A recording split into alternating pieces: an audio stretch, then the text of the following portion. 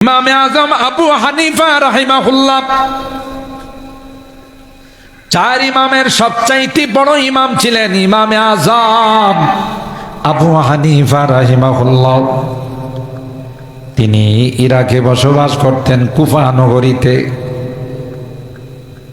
কখনো তিনি মক্কায় আর মদিনায় আসেন না, খুব কম, আসলেও খুব দ্রুত তিনি চলে যান। আবার ভাইরা, একবার তিনি অনেক তামান্না করে মদিনার রওজায়ে পাক জিয়ারত করার জন্য আসছেন। মক্কায় উমরা শেষ করার পর মদিনার রওজায়ে পাক জিয়ারত করার জন্য আসছেন। ইমামে মালিক আলাইহির রহমা, যাকে ইমামু দারিল হিজরা বলা হয়, তিনি মদিনা ছেড়ে কোথাও যাইতেন না। একবার তার মনের তামান্না হলো মক্কায় উমরা করতে যাবেন। বুখারী শরীফের হাদিসের বিশ্লেষণ করতে গিয়ে ফজলুল বারির মুসান্নিফ তিনি লিখেন, ইমামে মালিক রাহমাতুল্লাহি আলাইহি মক্কায় যাবেন উমরা করার জন্যে, কিন্তু ওখানে গেলে কি আবার আসতে পারবেন কিনা। সারাটা জীবন মদিনায় তিনি কাটাইছেন। তার দিলের তামান্না হলো মদিনাতেই যেন শেষ দাফনটা হয়। আবার ভাইরা, হযরত ওমর ইবনুল খাত্তাব রাদিয়াল্লাহু তাআলা যখন এই হাত তুলতেন আল্লাহর কাছে দোয়া করতেন, আল্লাহুম্মা রযুক শাহাদাতান ফি সাবিলিক ওয়াল মাউত ফি বালাদে হাবিবিক। সুবহানাল্লাহ। এ মালিক, আমার দিলের তামান্না আমি যেন ইসলামের জন্য, দিনের জন্য শাহাদাত বরণ করি। সুবহানাল্লাহ বলে। আর যখনই আমার মৃত্যু হয়, আমার সেই মৃত্যুটা যেন আল্লাহর হাবিবের শহরে হয়। আল্লাহ কয়, উমর, তোমার দোয়া শুধু কবুল করি না, দোয়া করছো দুইটা, আমি আল্লাহ তোমার জন্য আরেকটা বাড়ায়া তিনটা বরাদ্দ করে দিলাম। সূরা ইউনূসের আরেক আয়াতে আল্লাহ বলেন, লিল্লাযীনা আহসানুল হুসনা ওয়া জিয়াদা। যারা ভালো কাজ করে আল্লাহ বলেন তার প্রতিদান তো দিব, এক্সট্রা দিব। সুবহানাল্লাহ। কি এক্সট্রা? ভালো কাজের ফলাফল তো আল্লাহ জান্নাত দিবেন, আরাম আয়েশের ব্যবস্থা করবেন। কবরে আমি আপনি শোয়াবো মাটিতে, আল্লাহ দিবেন জান্নাতি গালিচা। সুবহানাল্লাহ। আল্লাহ কয় আরেকটা এক্সট্রা দিব। ওটা কি? রুয়াতুল্লাহি তাবারাকা ওয়া তাআলা। সুবহানাল্লাহ বলেন। কয় আল্লাহর দিদার অর্জন হবে। সুবহানাল্লাহ বলেন। কি অর্জন হবে? দিদার। আল্লাহর দিদারটা কি সাধারণ হবে না অসাধারণ? তোমার সৃষ্টি যদি হয় এত সুন্দর, তোমার সৃষ্টি যদি হয় এত সুন্দর, না জানি তুমি কত সুন্দর, না জানি তুমি কত সুন্দর। ঠিক কিনা বলেন? সৃষ্টি যদি এত সুন্দর হয়, এত সুন্দর আসমান আর জমি, গাছ গাছালি, ঠিক কিনা বলেন, ফুল ফলাদি, যিনি এইগুলো সৃষ্টি করেছেন তিনি কত সুন্দর। সুবহানাল্লাহ।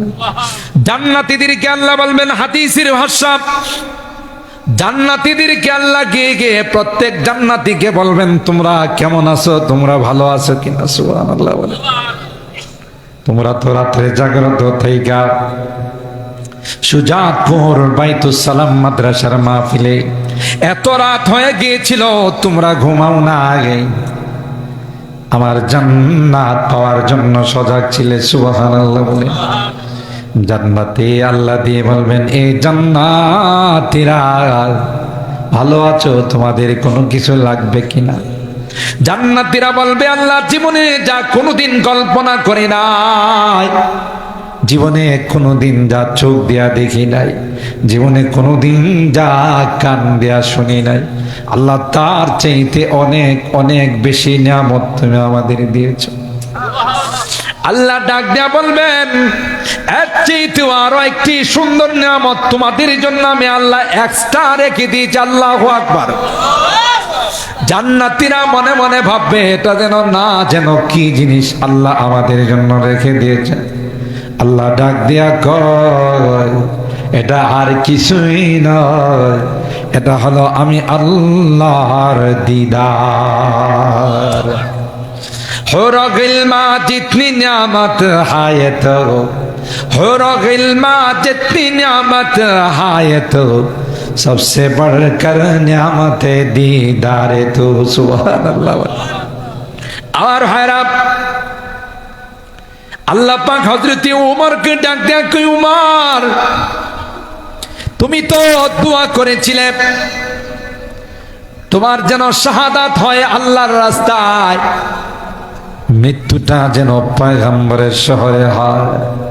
উমর আরেকটা দোয়া তুমি করো না, কিন্তু সেটাও আমি আল্লাহ তোমার জন্য বরাদ্দ করে দিলাম। বুখারী শরীফের হাদিসের মধ্যে আসে, বাবু মাউতিল ইসনাইন, এই বাবের মাথাতে ইমাম বুখারী রাহমাতুল্লাহি আলাইহি যে সোমবারের দিন মৃত্যু সম্পর্কে ইমামে বুখারী আলাইহির রাহমা এখানে হাদিস নিয়ে আসেন। হযরত ওমর মৃত্যুর যখন সময় হয়ে গেল, আব্দুল্লাহ ইবনে উমর রাদিয়াল্লাহু তাআলা আনহু কি ডেকে বলেন, আব্দুল্লাহ আমার মনে বড় তামান্না, মনে বড় আশা রে, আমার দুই বন্ধু যেখানে শুয়ে আছেন যদি ওখানে আমার জন্য একটু জায়গা বরাদ্দ হয়ে যেত। সুবহানাল্লাহ জোরে কর, আর একটু জোরে সুবহানাল্লাহ কর।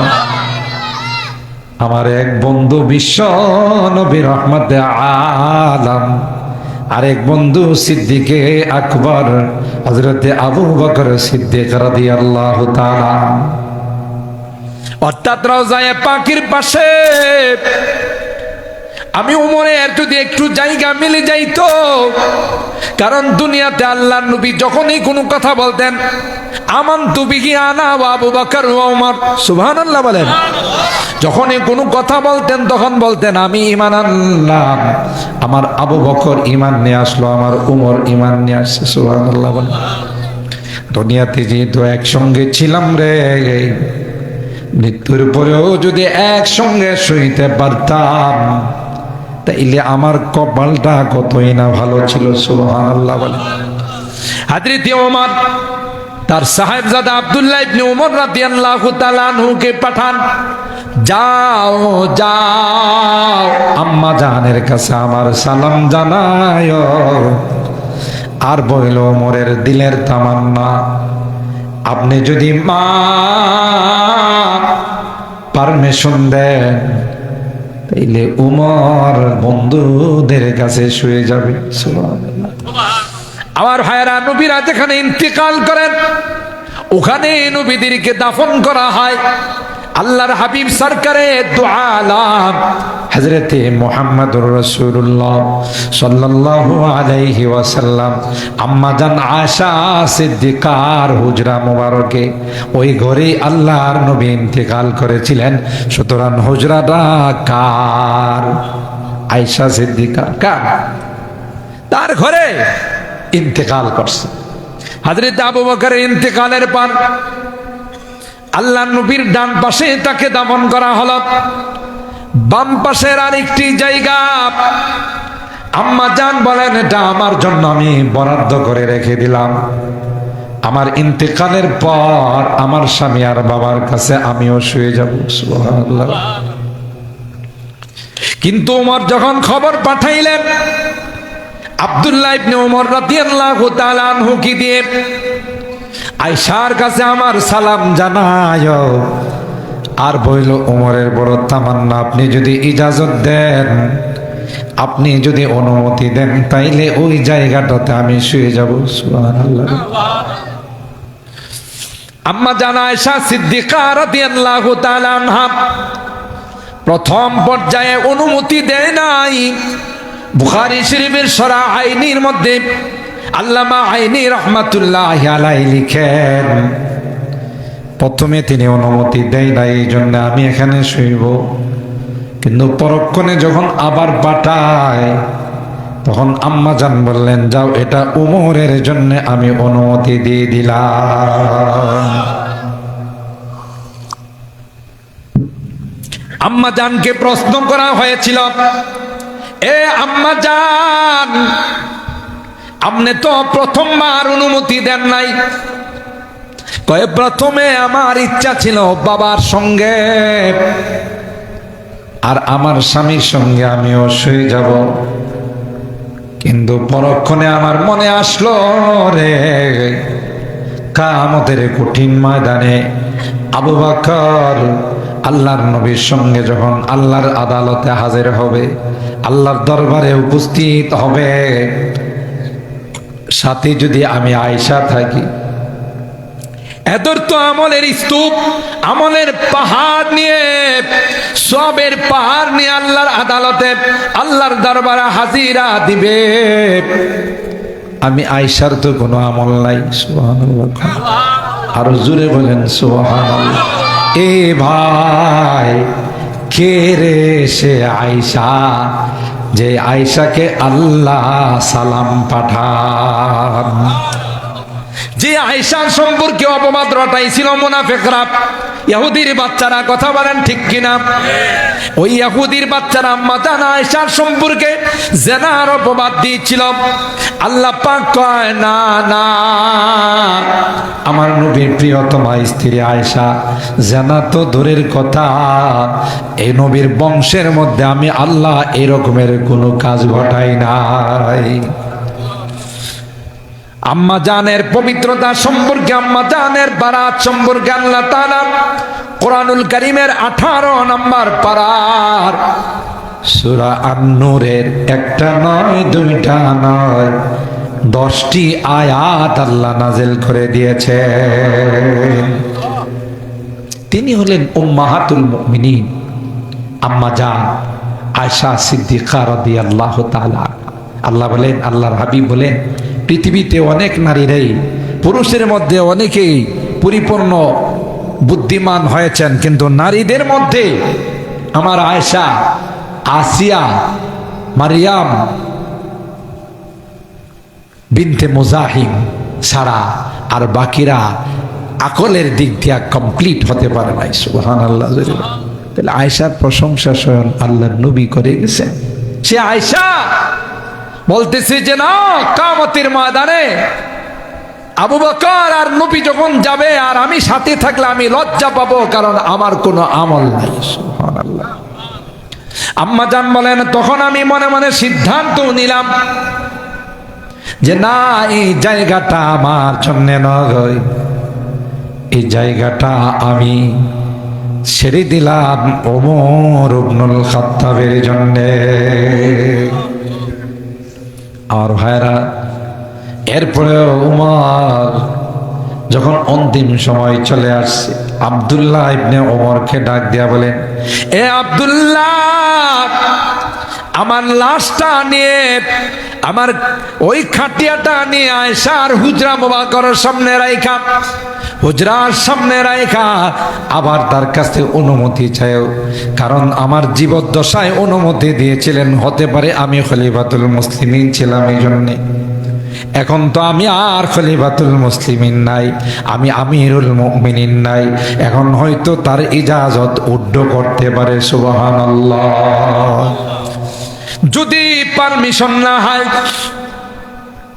দ্বিতীয়বার যদি আয়েশা অনুমতি না দেয়, জবরদস্তি করবা না, সোজা আমার লাশটা নিয়ে সবার সঙ্গে পাইকারি গুরুস্থানের মধ্যে দাফন করে দিও। তাহলে আল্লাহ পাক হযরত ওমর ইবনুল খাত্তাব রাদিয়াল্লাহু তাআলা আনহু দোয়া আল্লাহ কবুল করছেন, পাশাপাশি এক্সট্রা আল্লাহ রওজায়ে পাকে শোয়ার ব্যবস্থা করে দিয়েছেন। সুবহানাল্লাহ। এখন রওজায়ে পাকে কয়জন আছেন? দেখছেন না, হাদা কবর আবি বকর, হাদা কবর ওমর, হাদা রওজাতুন নবী সাল্লাল্লাহু আলাইহি ওয়াসাল্লাম। এই তিনখানা কবর। আম্মা জান বলেন যেদিন থেকে হযরত ওমর রাদিয়াল্লাহু তাআলা আনহুকে এখানে দাফন করা হয়েছে, ওই দিন থেকে 24 ঘন্টার কখনো একটা মুহূর্ত আমি বেপরদায় থাকি নাই। সুবহানাল্লাহ বলেন। এ মা বোনেরা, দেখেন পর্দা কত গুরুত্বপূর্ণ জিনিস। আম্মা জানের হুজরা মোবারকে হযরত ওমরকে দাফন করার পর আম্মা জান বলেন, এরপরের থেকে 1 সেকেন্ডের জন্য আমি বেপরদায়। কেন এই বেপরদায় চলি নাই? বেপরদা বলতে আমার গায়ের থেকে কাপড় কখনো সরাই নাই। এতদিন তো আমার বাবা ছিলেন, আমার স্বামী ছিলেন, কথা বলেন ঠিক কিনা? একদিক দিয়ে আমার বাবা আবু বকর, আরেক দিক দিয়ে আমার স্বামী হযরতে রাসূলুল্লাহ সাল্লাল্লাহু আলাইহি ওয়াসাল্লাম। তাদের সঙ্গে আমার কোনো পর্দা নাই। সুবহানাল্লাহ বলেন। কিন্তু যেদিন ওমর শুয়ে গেল, এরপরের দিন থেকে 1 মুহূর্তের জন্য আমি বেপরদায় থাকি নাই। এ মা, তুমি কেন পর্দা করো না? নামাজ যেমন ফরজ, রোজা যেমন ফরজ, হজ যেমন ফরজ, ঠিক তদ্রুপ পর্দা করাও ইসলামের বিধান ফরজ। আজকে পর্দা নাই বলেই যত অশান্তি, কথা কয় না? যদিও আপনাদের সুজাতপুর এলাকায়, জয়নগর ইউনিয়নে এগুলো নাই, অন্য অন্য এলাকায় অশান্তির সীমা নাই। কথা বলেন ঠিক কিনা? বেপর্দা হওয়ার কারণে জিনা, ব্যভিচার, যত অসৎ কর্ম আছে সব চলতেছে। আপনি সন্তানকে বিদ্যালয়ে পাঠায়া, কোথাও পাঠায়া 1 সেকেন্ডের জন্য আপনি স্থির থাকতে পারেন না, এর আসল কারণ হলো বেপর্দা। কথা কয় না? আজকে যদি পর্দার বিধান চালু হয়ে যেত, তাহলে কেউ কাহারও জন্য কোনো টেনশন করা লাগতো না। আল্লাহ নিজেই বলেন, পর্দা যারা করবে তাদের নিরাপত্তার জিম্মাদার আমি আল্লাহ। মা বোনদেরকে বলে যাব, আপনার উপযুক্ত মেয়েটাকে বোরকা পরায়া বাহিরে দিয়েন। কোথাও যদি পাঠান, বোরকা পরায়া পাঠায়েন। আল্লাহ নিজে কোরআনুল কারীমের সূরাতুল আহজাবের মধ্যে বলেন, যারা বোরকা পরে বের হয় তাদের নিরাপত্তার দায়িত্ব আমি আল্লাহ। আর জোরে সুবহানাল্লাহ বলেন। আজকে বোরকা নাই, পর্দা নাই, অশালীন পোশাক পরে অঙ্গি ভঙ্গি করে রাস্তায় চলে একজন বখাটে নারী, বেহায়া, বেশরম, বেলাজা নারী আমার 10টা যুবককে নষ্ট করে। ঠিক কিনা বলেন? দুষ্ট যুবকের না, দুষ্ট হলো যুবতীর। কথা বলেন। সে যদি বেপরদায় না হতো, বেপরদায় না চলতো, আমার যুবকরা তার দিকে তাকাইতো না। তাহলে নষ্টের মূলকে, নারী হলো নষ্টের মূল। যে নারী বেহায়া, বেশরম, বেলাজা, ঠিক কিনা বলে? আল্লাহ আমার মা বোনদেরকে পর্দায় চলার তৌফিক দান করো। আল্লাহ আমার মা বোনদেরকে নেককার, দিনদার, আবেদা, জাহেদা, সালেহা বানার তৌফিক দান করো। আমিন বলুন। আমার ভাইরা, মনে আছে হযরত ইমামে আজম আবু হানিফা রাহিমাহুল্লাহ, তিনি উমরা করার জন্য আসছেন, পয়গম্বরের রওজায়ে পাক জিয়ারত করতে যাবে। হযরত ইমামে মালিক মদিনা ছাড়েন না, না জানে মদিনা থেকে বের হলে আমার ইন্তেকাল হয়ে যায়, আর আমার দিলের তামান্না হলো মদিনাতে আমার ইন্তেকাল। আল্লাহর হাবিবকে ছেড়ে মক্কায় যাব, এটা হয় না। হঠাৎ করে একদিন ঘুমাইছি, হযরতে আজরাইল আলাইহিস সালামের সাথে দেখা। চিন্তা করলেন, তাইলে ওনার কাছ থেকে একটু যাই না, নিয়ে আমার মৃত্যুটা কি এখনই না আরো কিছুদিন পরে? সুবহানাল্লাহ। কারণ মৃত্যু জান কবজ করার মন্ত্রণালয়ের দায়িত্বে কে আছে? হযরতে আজরাইল আলাইহিস সালাম। ওনাকে একটু জিজ্ঞাসা করেনি, যেই স্বপ্ন যুগে দেখা, বলতেছেন, ভাই আজরাইল একটু দাঁড়ান। আচ্ছা, আমি আর কয়দিন বাঁচবো? আজরাইল আলাইহিস সালাম কিছু না কয়া দূরের থেকে 5 আঙ্গুল দেখাইছে। সুবহানাল্লাহ। কয় আঙ্গুল? কিছু বলে নাই। ইমামে মালিক আলাইহির রহমা এখন টেনশনে পড়ে গেলেন, হায় হায়, জিজ্ঞাসা করছিলাম না তো ভালো ছিলাম, এখন জিজ্ঞাসা করে তো পড়লাম বিপদে। 5 দিন আমার হায়াত আছে না, 5 সপ্তাহ না, 5 মাস না, 5 বছর, ওই বেড়া তো কিছুই কই নাই, কথা কয় না। তো জিজ্ঞাসা করে বিপদে পড়ছে না, আসেন একটু ফালাইয়া দিতে, পাল্টা ফালাইয়া নতুন পানি এখানে আছে, নতুন পানি দিবে। সম্মানিত সুধী, খুব লম্বা আলোচনা করবো না, বুঝার জন্যে যে কথা বলতেছিলাম, তিনি তখন তার খাদেমরে পাঠাইলেন। তখনকার স্বপ্নের বিশ্লেষণ করতে পারতেন সবচেয়ে সুন্দর, যাকে রাইসুল মুআব্বিরিন বলা হতো, হযরতে মুহাম্মদ ইবনে সিরিন রাহিমাহুল্লাহ, সুবহানাল্লাহ বলে। তিনি স্বপ্ন দেখলে খুব সুন্দর বিশ্লেষণ করতে পারতেন। এটাও আল্লাহ প্রদত্ত একটা নিয়ামত, সুবহানাল্লাহ।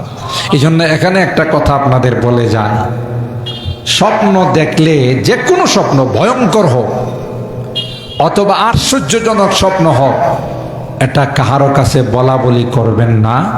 বিজ্ঞ যোগ্য বুজুর্গ কোনো উলামা থাকলে তার কাছে কয়ে, কথা কয় না। কারণ স্বপ্নের বিশ্লেষণ যে যেইভাবে করে এটা ওইভাবেই ফলে। একজন মহিলা গর্ভবতী, তিনি স্বপ্ন দেখলেন পুকুরে নেমে পুকুরের সব পানি খায়া ফেলাইছে, কথা কয় না। হায় হায়, করলামটা কি, আমার পেটে বাচ্চা একটা, পুকুরের পানি আমি খায়া ফেলাইলাম। তো মহিলাদের অভ্যাস তো হইলো, একজনে কিছু জানলে বা কিছু যদি দেখে এটা সবাই কয়। যদিও আপনাদের এলাকার মহিলার অবশ্য এরকম না, অন্য এলাকার মহিলাদের কথা বলতেছে। কি বলে, এরা হজম করতে পারে না, হজম শক্তি নাই তাদের, কথা বলেন ঠিক কিনা? ঘুম থেকে উঠে আরেকজনের কাছে শেয়ার করছে, ভাবি আমি তো এই স্বপ্ন দেখলাম। হায় হায় হায়, তোর পেটে বাচ্চা নিয়া এই স্বপ্ন দেখছস, মনে হয় এরা বাঁচবো না, পানিতে ডুববা মরবো। দেখছেন কি সুন্দর বিশ্লেষণ, পানি খাইছে দিকা, হ্যাঁ ডুববো কই। এইভাবে স্বপ্নের বিশ্লেষণ করছে, বাচ্চাটা মরা দুনিয়াতে আসছে। আল্লাহু আকবার বলে।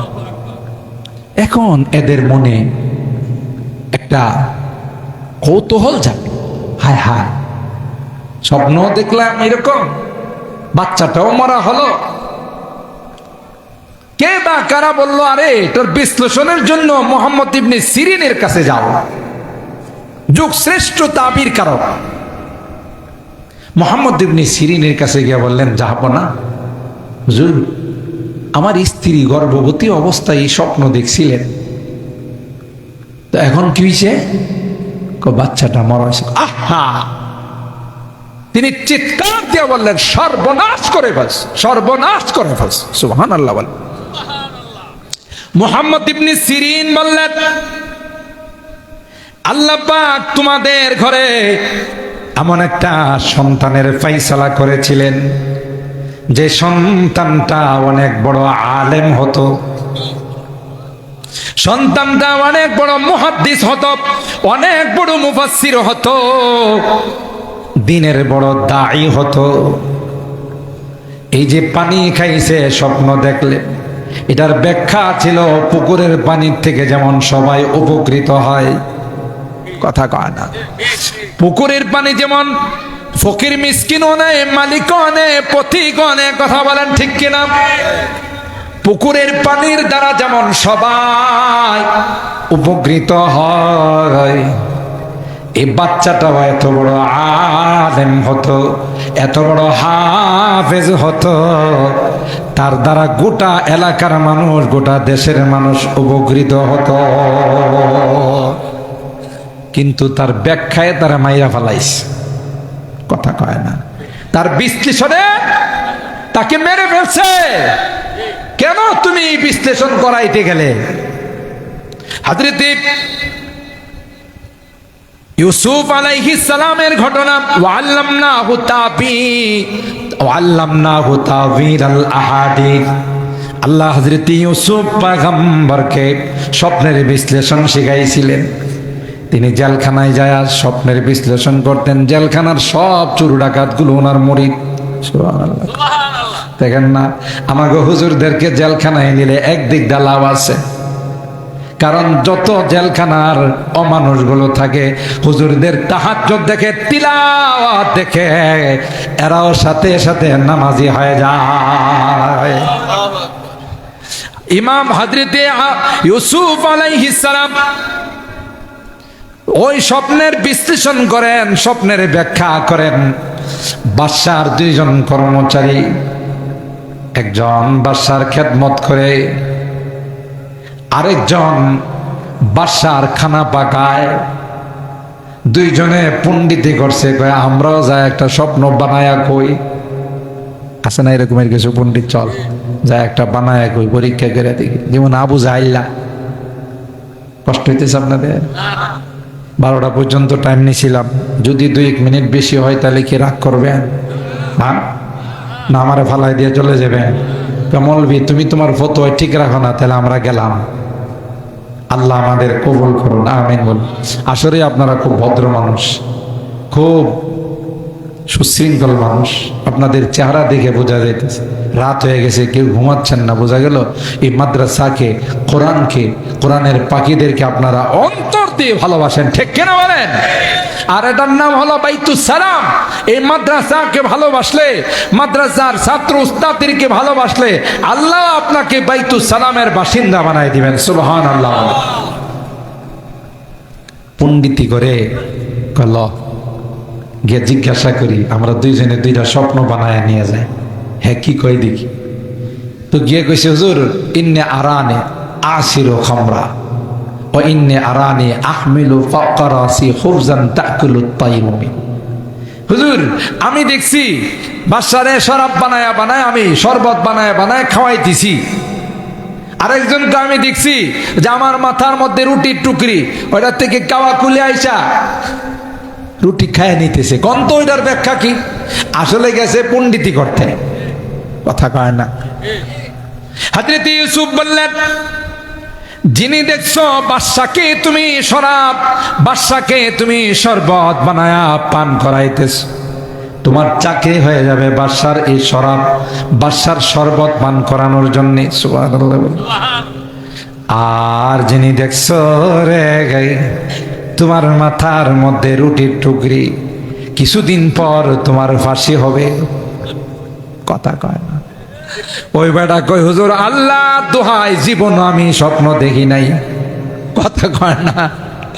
হুজুর আল্লাহ দোহাই, আমি জীবনে স্বপ্ন দেখি নাই, এমনি বানায় কইছি। কই যেমনে কও হাজলুহুন্না হাজলুন ওয়া জিদ্দুহুন্না হাজলুন। ইচ্ছা করে কলেও হবে এটা, না ইচ্ছা করে কলেও হবে। যেহেতু আমি বিশ্লেষণ কইরা ফেলাইছি, যা বলছি তাই হবে, তুমি এটাকে এড়াইতে পারবা না। ঘটনা তাই ঘটছে। কোনো এক কারণে খানার মধ্যে বিষ পাওয়া গেছে বা কিছু পাওয়া গেছে, বাবুর্চির হয়ে গেছে, ফাঁসির অর্ডার হয়ে গেছে। বাদশা অর্ডার দিছে ফাঁসির কাস্টে ঝুলাই রাখবা, তার মাথার মগজগুলো কাওয়া কুলি আইসা খাবে। তাহলে যেই স্বপ্ন সেই বিশ্লেষণ, সেই বাস্তবতা। বুঝতেছেন কথাগুলো? এটি কি বানানোর কথা না তাফসীরের কথা? কোরআনের কথা। স্বপ্ন যে কাউকে বলতে নাই, এটা নিষেধ। কারণ স্বপ্নর একটা কি আছে, ব্যাখ্যা বিশ্লেষণ আছে। মুহতারাম হাজিরিন, সেই জন্য আপনাদের খিদমতে আরজ করতেছিলাম যে ভালো কোনো স্বপ্ন যদি কেউ দেখে, এটা আল্লাহওয়ালা যারা, বুজুর্গ যারা, যাদের মধ্যে দিনদারি আছে, তাদের কাছে আপনি নিয়ে যাবেন।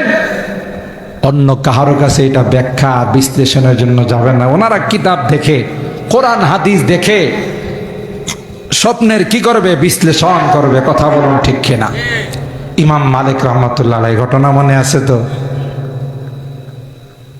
এই স্বপ্নের ব্যাখ্যার জন্য পাঠাইছেন মুহাম্মদ ইবনে সিরিনের কাছে। মুহাম্মদ ইবনে সিরিন রে কাছে খাদেম রে পাঠাইছে, আর বলছে কে স্বপ্ন দেখছে এটা বলবা না, শুধু বলবা একজন ব্যক্তি এই জাতীয় স্বপ্ন দেখছে, তিনি মক্কায় উমরা করতে যাবে মদিনার থেকে, আজরাইল আলাইহিস সালামরে জিজ্ঞাসা করলেন যে আমি আর কতদিন থাকবো। আজরাইল আলাইহিস সালাম 5 আঙ্গুল দিয়া ইশারা করলো, এটা একটু বুঝার জন্য আপনার কাছে পাঠিয়েছি। সুবহানাল্লাহ। মুহাম্মদ ইবনে সিরিনের কাছে খাদেম যখন বললেন মুহাম্মদ ইবনে সিরিন কে, ও আল্লাহর ওলি, একজন মানুষ এই স্বপ্ন দেখছে, বিশ্লেষণটা কি? মুহাম্মদ ইবনে সিরিন কয় কে দেখছে, নাম পড়ছে বিপদে। আর ইমাম মালিক বলে দিয়েছেন না না, নাম বলবা না, শুধু বিশ্লেষণটা নিয়ে আসবা। মুহাম্মদ ইবনে সিরিন কয় নাম কও, না কইলে বিশ্লেষণ করব না। নাম কয় না, তুমি নাম না করলো আমার জানা হয়ে গেছে এই জাতীয় স্বপ্ন ইমাম মালিক ছাড়া আর কেউ দেখতে পারে না। আল্লাহু আকবার। দেখছেন নি কি পাওয়ারফুল এই জাতীয় স্বপ্ন? আল্লাহ নবীর আশিক ইমাম মালিক ছাড়া আর কেউ দেখতে পারবে না। তুমি যায়া জানাই দাও। 5 আঙ্গুল দিয়ে আজরাইল আলাইহিস সালাম ওনাকে জানাইছেন, ওগো ইমাম, আপনি যে বিষয়ে প্রশ্ন করেছেন 5টি জিনিস আমার, যা সম্পর্কে একমাত্র আল্লাহ ছাড়া আর কেউ জানে না। কে কখন মারা যাবে, কোন জমিনে মারা যাবে, আগামীকাল কি কামাই করবে, কি খাবে, এটা একমাত্র কে জানে। পেটের মধ্যে কি বাচ্চা আছে। ইমাম মালিক রহমাতুল্লাহি আলাইহি তিনি মদিনা ছাইরা যাইতেন না। কেন? মদিনা ছেড়ে গেলে যদি কি হয়ে যায়, মৃত্যু হয়ে যায়। আর ইমামে আজম আবু হানিফা রাহিমাহুল্লাহ তিনি কুফা থেকে মক্কা মদিনায় আসতেন না। সুবহানাল্লাহ। একবার তিনি সফর করে আসলেন, শর্টকাটে উমরা করে মদিনার রওজায়ে পাক জিয়ারতে চলে গেলেন। ইমামে মালিক রাহিমাহুল্লাহর সঙ্গে দেখা। ইমাম মালিক কয়, বহুদিন পর আপনাকে পাইলাম, আপনি আমার মদিনায় মেহমান হয়ে থাকবেন। ইমামে আজম বলে, না ভাই, ছুটি দেন গো, আমি যদি কুফাতে না যাই, ইরাকে যদি না যাই, মারা যাব। সুবহানাল্লাহ বলে। কি জন্য ভাই, কি কষ্ট হলো? মানুষ আসলে মদিনার থেকে যাইতে চায় না, মক্কা মদিনার থেকে যাইতে চায় না, আর আপনি ছটফট শুরু করছেন। ইমামে আজম কয়, আজকে 3 দিন হয়ে গেছে আমার পেশাব পায়খানা সব বন্ধ হয়ে আছে। আরো আসতে সুবহানাল্লাহ কয়। কেন রে ভাই, কেন পেশাব পায়খানার ব্যবস্থা নাই? কই সব আছে। আমার যখন পেশাবের ব্যাগ আসে, পায়খানার ব্যাগ হয়, আমি যেখানে মক্কার মদিনার যেখানে যাই, যাওয়ার সাথে সাথে আমার মেমোরিতে আসে, না জানে এই জায়গায় আমার পয়গম্বরের কদম মোবারক পড়ছে কিনা। আল্লাহু আকবার বলেন। না জানে এখানে আল্লাহর পয়গম্বরের কদম মোবারক পড়ছে কিনা। যদি আমি যেখানে পেশাব করব আমার পয়গম্বরের কদম মোবারক যদি পড়ে যায়, তাইলে বেয়াদবি ছাড়া আর কিছুই হবে না। কথা বলেন ঠিক কিনা? পের নকশে কদম পের পেশ নজর গুম্বদ খজরায়ে হারাম হ্যায়, फिर नाम खुदा रौज़ाए जन्नत में कदम है। अल्लाहु আকবার বলেন। আশিকে রাসূল কারে কয়? আমাদের আকাবেরদের ইতিহাস তালাশ করলে পাওয়া যাবে, ঠিক কিনা বলেন? তাইলে ওরা যে, মনে আছে শুরুর কথা, ওরা যে আমাদেরকে ওয়াহাবি বলে, এটা গালি না। ওই যে বলছিলাম, মনে আছে? কারণ ওয়াহাব কার নাম? এরা জানে যে এই যারা আছে দেওবন্দের উলামায়ে কেরাম যারা আছে, তাদের যেমন আল্লাহর সঙ্গে ওয়াহাবের সঙ্গে যেমন কানেকশন পৃথিবীর আর কারোর সঙ্গে কানেকশন নাই, এই জন্য তাদের নাম হলো ওয়াহাবি। কথা কয় না? অথবা এটা উর্দু ভাষা। এরা জানে, এরা যেভাবে সুন্নতের উপর চলে, এরা দুনিয়াতেও সফল কাম, পরকালেও সফল কাম। এটার অর্থ হলো ইয়াহাবি ওয়াহাবি। সুবহানাল্লাহ জোরে বলেন। সম্মানিত সুধী, কোরআনে কারীমের যে আয়াত নিয়ে আলোচনা শুরু করেছিলাম, দল কয়টা পৃথিবীতে? কথা বলে, একটা হলো আল্লাহর দল, আরেকটা হলো শয়তানের। আল্লাহু ইয়াদউ ইলা দারিস সালাম। আল্লাহ তার বান্দাদেরকে যারা মূর্তির সামনে দুর্গা পূজা করতেছে, কালী পূজা করে, সরস্বতী পূজা করে, আল্লাহ তাদেরকেও বলে এই নিমক হারাম বানাইছি আমি, আর প্রণাম করস আরেকজনের সামনে, এটা তো নিমক হারামই ছাড়া কিছু নয়। কথা কয় না, তোরে তো বানাইছি, লালন পালন করি আমি, খোরাক দিই আমি, অক্সিজেন দিই আমি, যা লাগে অসুস্থ হলে সুস্থতা দান করি আমি, ঠিক কিনা বলেন? সেজদা দিবি তো আমারই দিবি, মাথা নত করবে তো আমার কাছে, আরেকজনের কাছে গিয়ে কেন করিস? ওই মূর্তি পুজো কেউ আল্লাহ ডাকে, তুই আমার গোলাম, আমি তোকে বানাইছি, সুতরাং আমার কাছে চলে আসো। সুবহানাল্লাহ জোরে বলে। আর শয়তানের দলকে শয়তান কোন দিকে ডাকে? জাহান্নামের দিকে। কারণ শয়তানও জাহান্নামে যাবে, তাদেরকেও জাহান্নামের দিকে আহ্বান করে। আমার ভাইরা, আল্লাহ পাক বলেন ওয়াল্লাহু ইয়াদউ ইলা দারিস সালাম ওয়া ইয়াহদি মান ইয়াশাউ ইলা সিরাতিম মুস্তাকিম। আল্লাহ ডাক দেয়া কয়, গোলাম, তোমার জান্নাতের পথে চলতে গেলে এদিক সেদিক অনেকগুলো আঁকা বাঁকা রাস্তা পাইবা। সুবহানাল্লাহ বলে। প্রত্যেক রাস্তার মোড়ে মোড়ে একজন আহ্বানকারী তোমাকে আহ্বান করবে, আসেন আসেন, আপনি কি জান্নাতে যাবেন? বলে হ্যাঁ, শর্টকাটে আপনাকে পৌঁছাই দিব, আমার সাথে আসেন, আমার এই রাস্তা দিয়ে আসেন।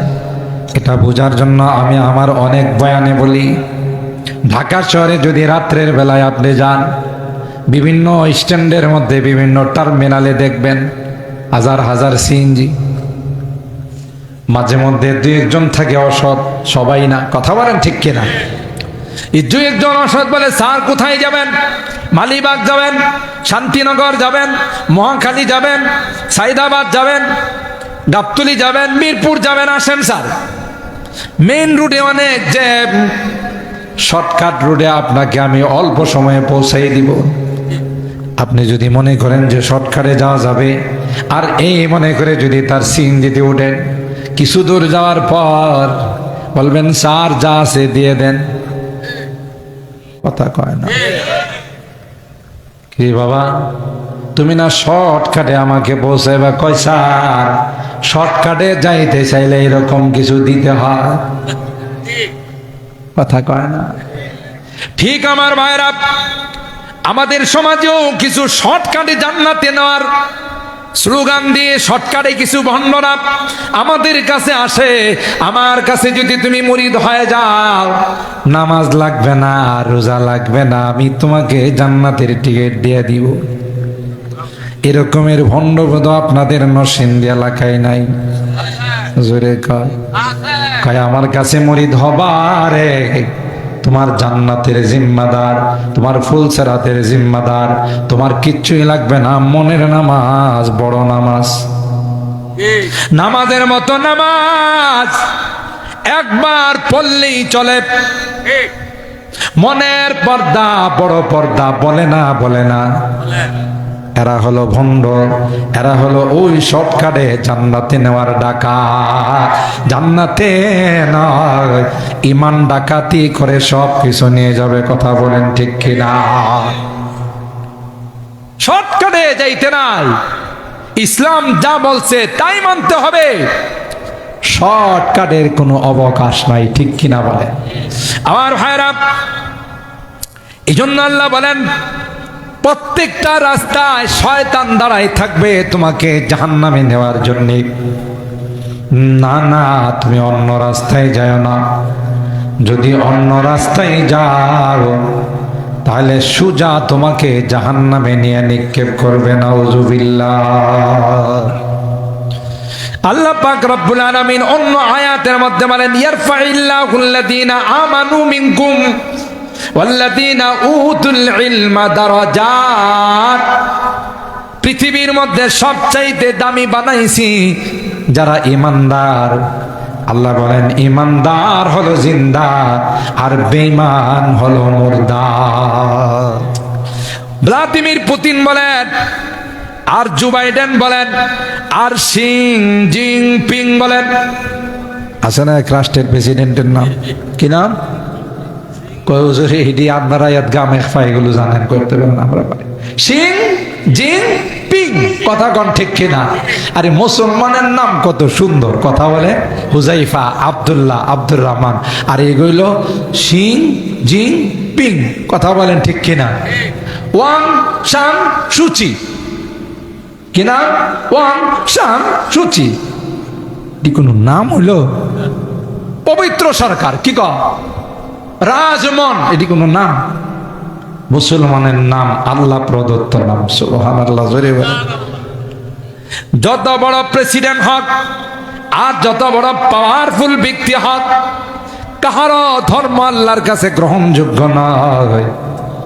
আল্লাহ ডাক দেয়া কয় সবগুলো হলো মুর্দা, একমাত্র কেবলমাত্র ঈমানদার হলো জিন্দা।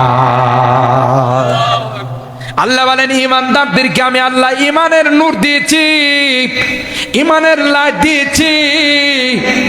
এই জন্য পৃথিবীর বিজাতিরা সব একত্রিত হইয়া ঈমানের লাইটকে অফ করার ষড়যন্ত্র করে। আল্লাহ ডাক দেয়া কয় না না না, সবাই যদি চেষ্টা করো রে, ঈমানের লাইট পৃথিবীর কেউ অফ করতে পারবে না।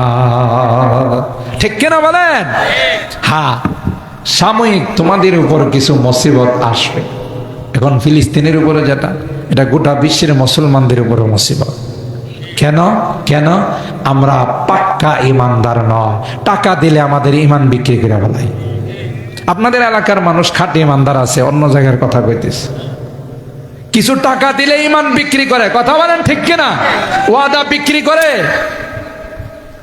কথা ঠিক রাখে না। একটু বিপদ আসলেই বাস আমি মুসলমান না, কথা বলেন ঠিক কিনা? এই জন্য আল্লাহ আমাদেরকে খাঁটি ঈমানদার বনার জন্য পরীক্ষা করেন। সুবহানাল্লাহ বলে। ঈমানদারদের মর্যাদা আমার কাছে বেশি, তার মধ্যে যারা কোরআন পড়ে, ইলমে ওহী অর্জন করে, এদের তো আমি আল্লাহ এক্সট্রা মর্যাদা দান করছি। সুবহানাল্লাহ।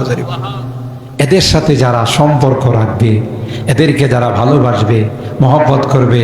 আপনাদের এই মাদ্রাসার প্রিন্সিপাল সাহেব আমিনুল হক সাহেব বড় মুখলেস মানুষ, দিনদার মানুষ, আল্লাহওয়ালা মানুষ। এই মাদ্রাসাটা আপনাদের এলাকার করা, আপনাদেরই প্রতিষ্ঠান। যতদিন মাদ্রাসা থাকবে, যতদিন কোরআনের শিক্ষা থাকবে, ততদিন আল্লাহ এলাকাতে রহমত নাজিল করবে। আরো জোরে বলেন সুবহানাল্লাহ। আযাব গজবের হাত থেকে আল্লাহ হেফাজত করবে। আর আমরা যারা এই মাদ্রাসাগুলোকে ভালোবাসবো, কোরআনের পাখিদেরকে মহব্বত করব, যেদিন কেউ আমাদের সঙ্গী হবে না, সেদিনই কোরআনের পাখিরা সুপারিশ করে আল্লাহ জান্নাতে নিয়ে যাবে। ভালোবাসবো তো ইনশাআল্লাহ, মহব্বত করব তো। আমার আগের বক্তার কাছে আপনারা মাদ্রাসার জন্য যথেষ্ট সাহায্য করেছেন। আমি দোয়া করি এই মাদ্রাসা বর্তমানে প্রায়